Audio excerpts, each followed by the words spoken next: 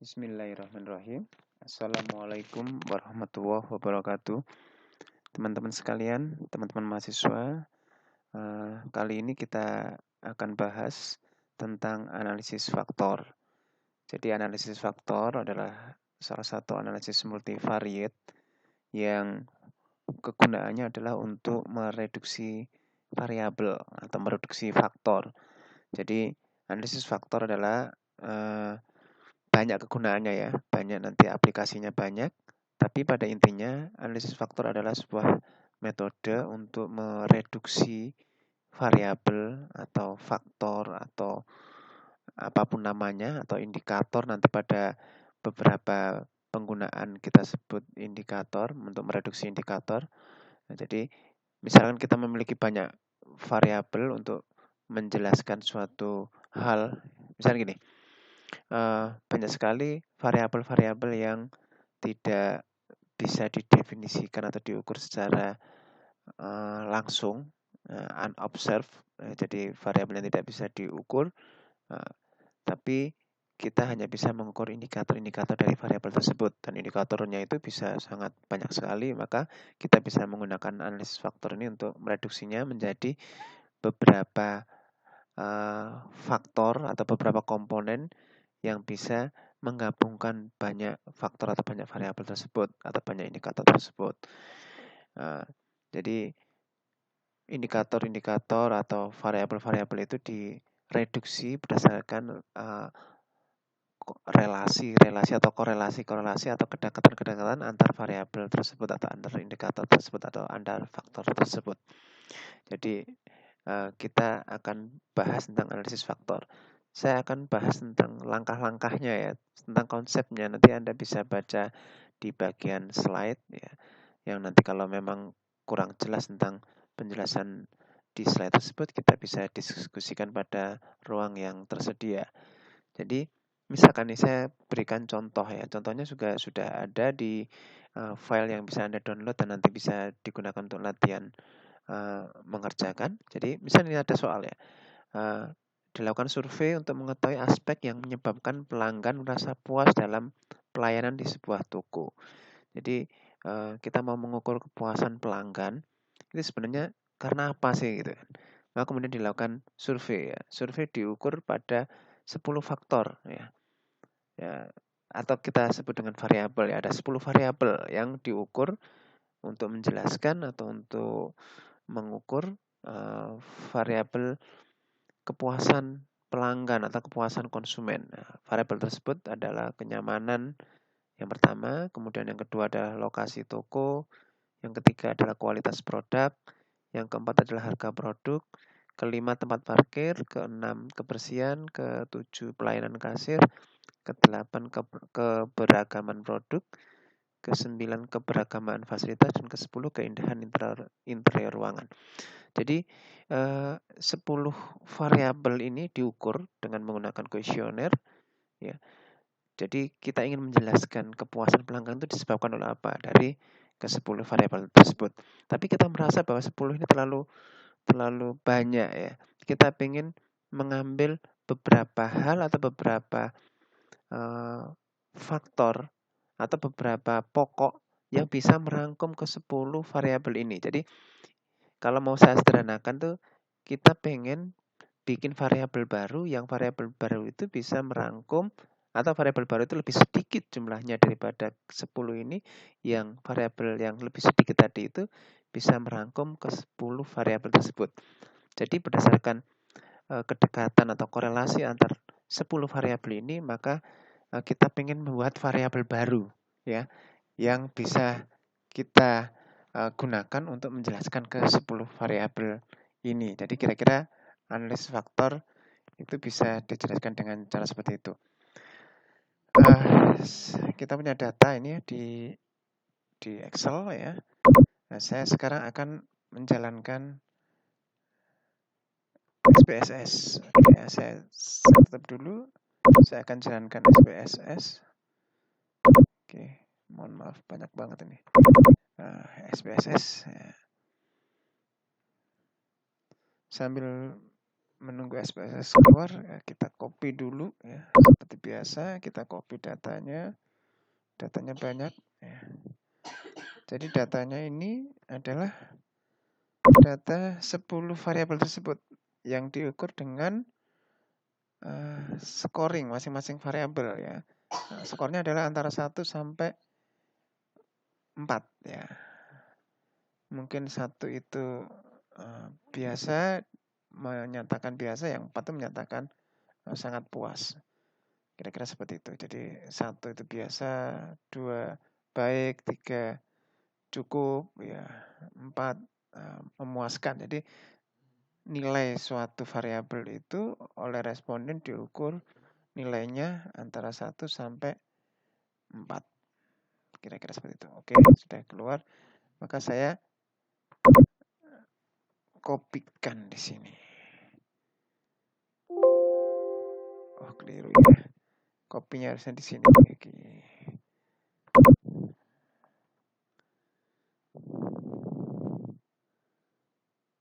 Oke.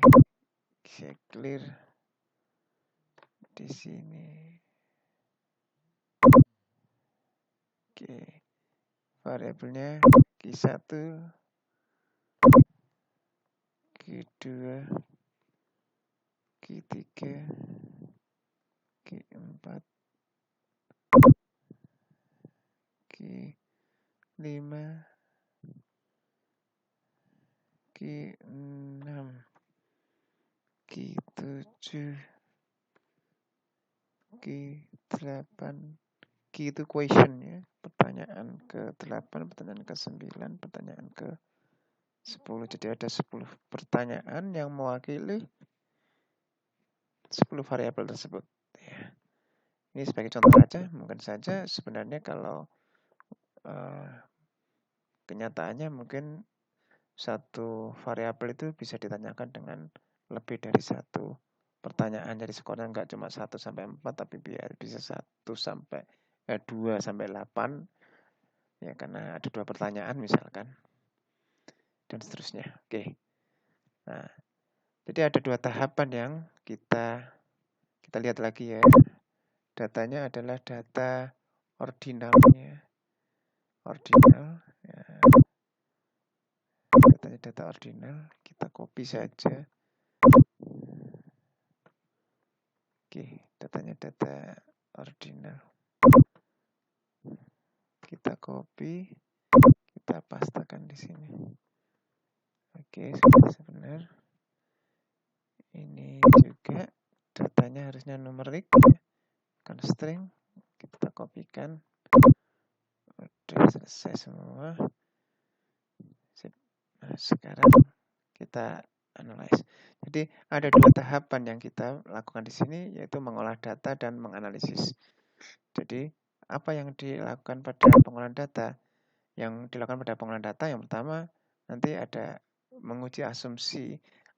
Menguji asumsi di sini maksudnya adalah bahwa data yang kita miliki ini akan bisa diproses lebih lanjut kalau memenuhi syarat-syarat 3 ini ya. Jadi data berdistribusi normal nanti nggak kita uji karena kita anggap saja sudah normal karena banyak datanya. Kemudian kita mengukur KMOMSA ini ya, Kaiser-Meyer-Olkin Measure of Sampling Adequacy. Jadi ini sebuah ukuran yang menggambarkan kepada kita bahwa data bisa diproses lebih lanjut. Kemudian ada beberapa ukuran lagi ya, seperti anti-image correlation. Itu yang akan kita lihat sehingga kita bisa memastikan bahwa variabel yang kita miliki ini bisa diproses lebih lanjut atau tidak. Oke, yang kedua adalah kita akan menggunakan output ya dengan apa yang sudah diproses oleh SPSS ya. Ini yang kita butuhkan, nanti beberapa hal ini yang kita butuhkan ya. Jadi ini yang pertama, ini A dan B ini masih berkaitan dengan ukuran yang kita butuhkan untuk menguji asumsi yang di atasnya ini. Kemudian yang kedua baru yang kita butuhkan untuk analisis faktornya. Jadi nanti kita lihat rotation, Varimax ya, kita nanti butuh Varimax. Nah, oke. Dan seterusnya ya, kita nanti masuk ke tahap analisis. Jadi sekarang kita lihat di analyze, ya, seperti biasa, analyze. Kemudian pilih dimension reduction, ya, reduction. Kemudian pilih faktor. Jadi ini yang disebut dengan analisis faktor. Oke. Oke. Nah, semua variabel ini kita masukkan ke dalam variabel. Oke. Nah, ini kok beda? Kita lihat ya. Oh, cancel dulu ya. Jadi keliru ya ini ya, ordinal. Jadi kita copy dulu ordinalnya. Ini datanya harusnya ordinal semua. Nah, gini ya. Oke. Kita ulangi lagi, analyze, dimension reduction, kemudian faktor. Kita masukin semua variabelnya ke variabel. Oke. Nah, kemudian kita lihat tadi apa aja yang dibutuhkan ya. Pilih deskriptif dan centang pada KMO ya, KMO ini ya. Kaiser-Meyer-Olkin measure of sampling adequacy. Kemudian jadi yang kita butuhkan adalah ukuran KMO, kemudian anti-image dan Bartlett ini, Bartlett test of sphericity. Jadi ada 3 ya, deskriptif ya. Apa yang dibutuhkan tadi? KMO, oke ya. Anti-image, oke. Nah, udah ya. Jadi yang dibutuhkan tadi hanya KMO, anti-image, and Bartlett test of sphericity. Oke ya, anti-image KMO. Oke, continue ya. Terus extraction. Nah, di bagian extraction apa yang kita pilih? Nah, tadi yang dipilih adalah ini unrotated ya, unrotasi ya, unrotasi faktor solution dan screen plot. Nah, unrotated ya. Kemudian screen plot. Nah, oke, ini aja yang dipilih ya, continue. Kemudian apa lagi? Punya rotation ya, rotation. Faktor analyze rotation lalu Varimax. Jadi pilih Varimax ya, rotated solution. Jadi pilih rotation, pilih Varimax, pilih, nah ini ya, udah continue. Jadi Varimax dan ini yang harus dipilih ya, continue. Nah, kemudian score dipilih, ya, pilih save as variable ya. Apa tadi? Save as variable. Kalau yang score ya, save as variable lalu continue. Oke. Continue.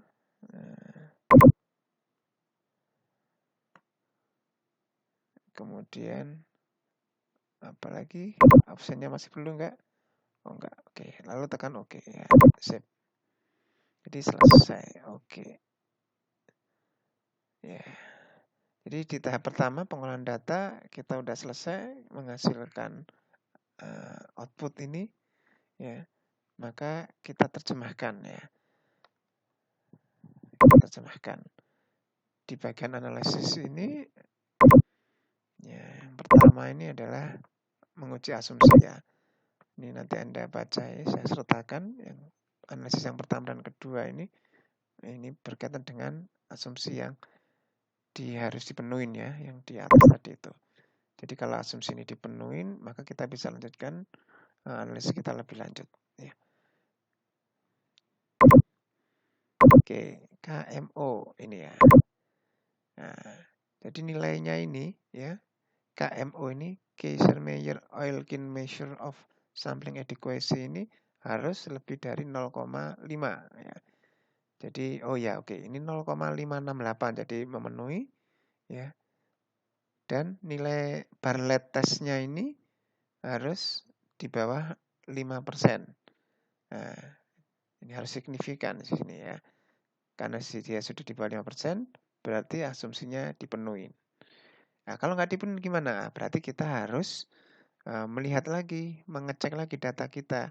Berarti ada data kita tidak menggambarkan, kan analisis faktor ini mengolah data berdasarkan keeratan hubungan antar masing-masing variabelnya.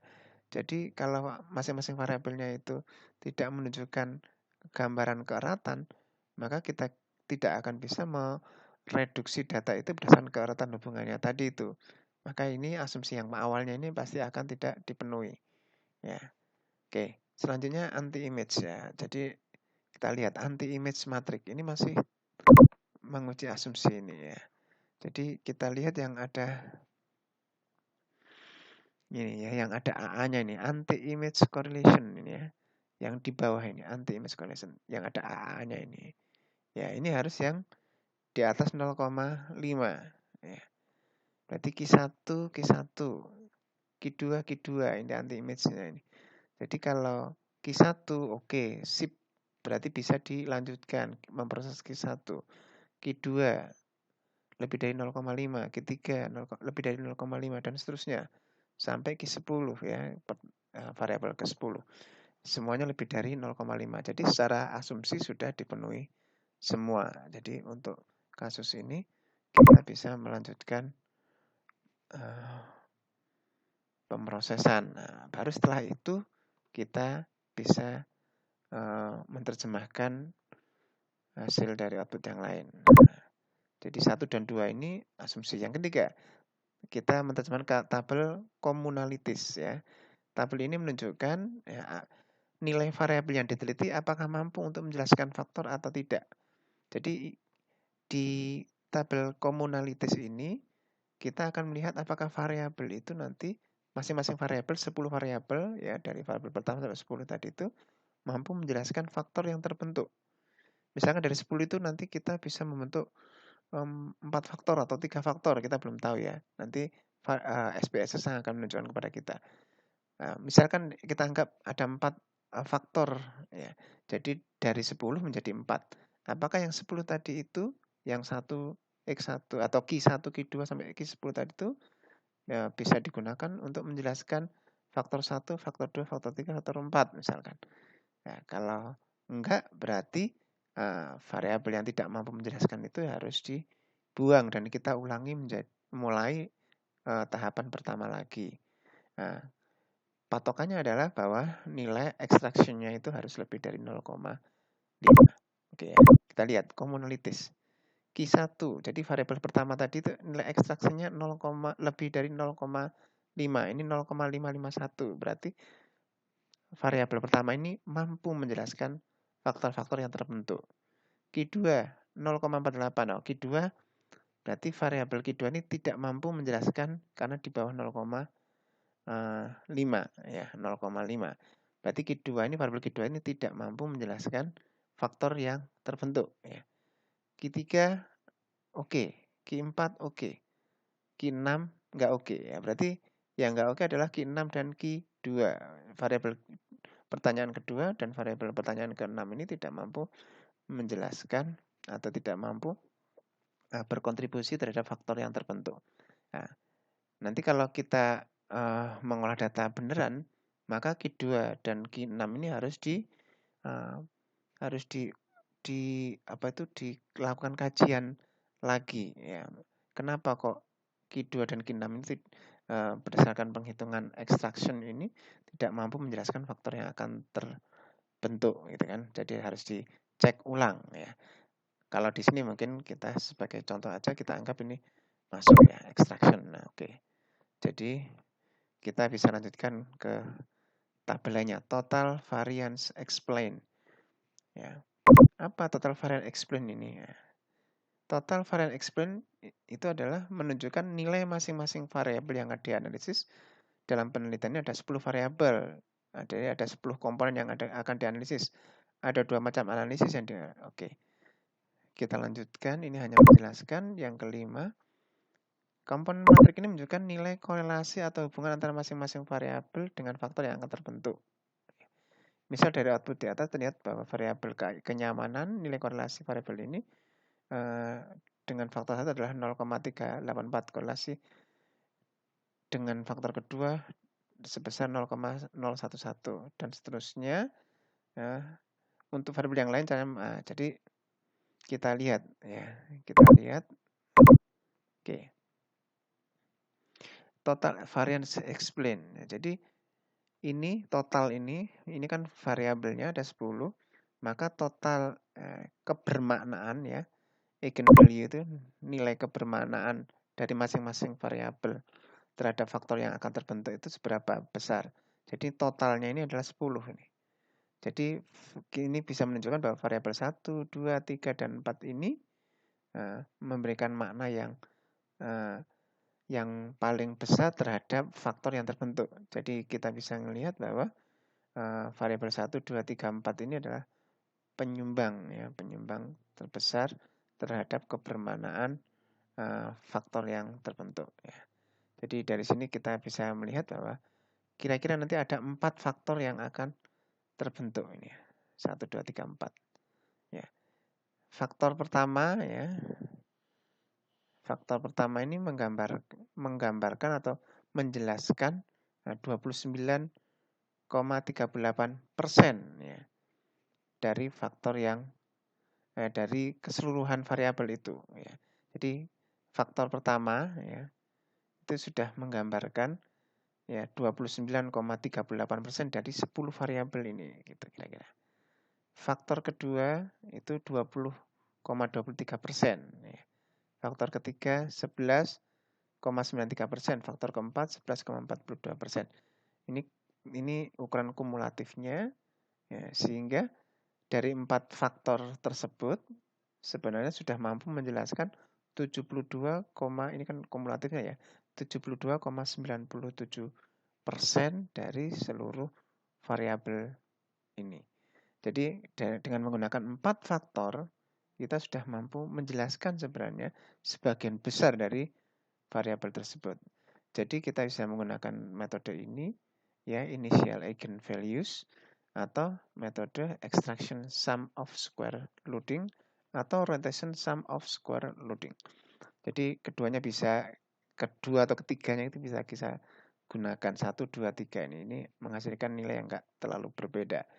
Jadi dua metode selanjutnya ini sudah bisa menjelaskan bahwa nanti akan terbentuk 4 faktor ya, 4 faktor. Jadi ada 4 variabel baru ya, atau kita menyebutnya faktor yang bisa terbentuk dari 10 variabel yang ada. Jadi kita mereduksi dari 10 ke 4 kira-kira seperti itu.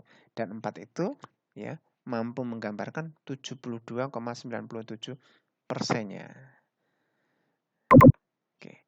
Jadi ini faktor utama yang bisa kita bentuk ya dari 10 variabel ini. Ya, kita juga bisa melihatnya dari scatter ini ya. Ini ya, scatter plot ya. Ya dari eigenvalue dan komponen number ini pokoknya kita lihat yang eigenvalue-nya itu yang lebih dari 1 ya. Ini ya kalau kita garis tarik set 1 ini berarti 1, 2, 3, 4 ada 4 faktor ya. Ada 4 faktor atau 4 komponen yang bisa terbentuk. Oke ya. Kemudian komponen matriknya ini. Oke ya. Ini komponen atau faktor yang terbentuk ini dari 10 variabel ini. Ya, ini relasi ya, relasi.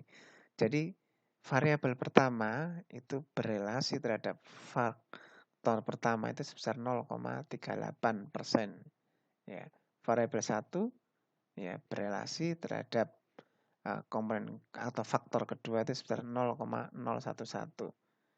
Nah, dan seterusnya ya. Jadi ini adalah menggambarkan relasi. Ya, ini. Komponen matriks menunjukkan nilai korelasi atau hubungan antara masing-masing variabel dengan faktor yang terbentuk. Ya.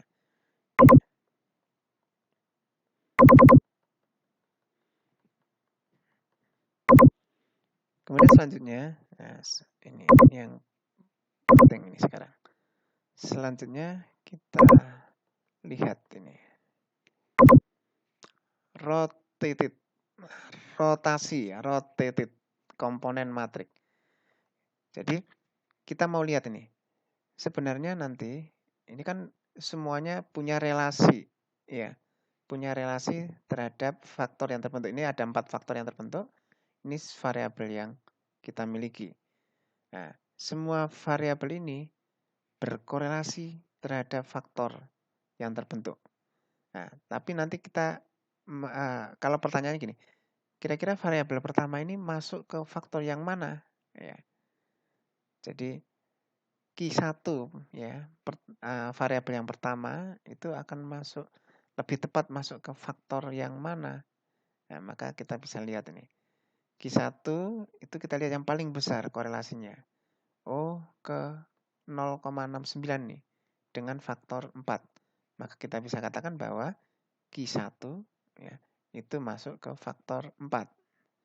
Q2 yang paling besar adalah ini juga, berarti masuk faktor 4. Q3 yang paling besar adalah ini, faktor kedua. Jadi Q3 itu masuk ke faktor 2 atau variabel kedua, variabel baru yang kedua. Q4 yang terbesar adalah masuk ke faktor 1. Q5 yang terbesar adalah masuk ke faktor 3 dan seterusnya. Jadi, nah, kita bisa memasukkan masing-masing variabel itu masuk ke faktor yang mana. Nah, kira-kira seperti itu. Oke ya, jadi ini yang terakhir ini. Jadi ini kita bisa mereduksi dari 10 variabel ini menjadi 4 variabel ini. Jadi sampai di sini sebenarnya sudah selesai. Nah, terus kita mau gunakan apa ya?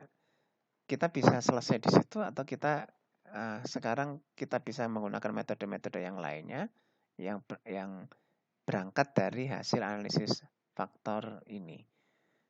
Ya, jadi analisis faktor ini kemudian kita bisa gunakan untuk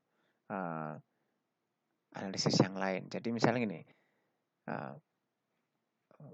variabel-variabel apa yang menjelaskan kepuasan pelanggan ya.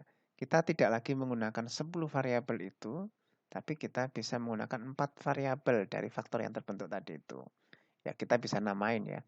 Faktor 1 itu faktor misalkan ya, faktor lingkungan fisik ya. Faktor kedua itu apa gitu ya, tergantung dari variabel-variabel yang tadi masuk ke dalam faktor-faktor tersebut. Jadi dari karakteristik dari variabel yang masuk tadi itu kita bisa menamain faktor yang terbentuk tadi itu dengan nama yang sesuai. Jadi misalkan faktor fisik, faktor faktor pelayanan, kemudian faktor apa gitu misalkan ya.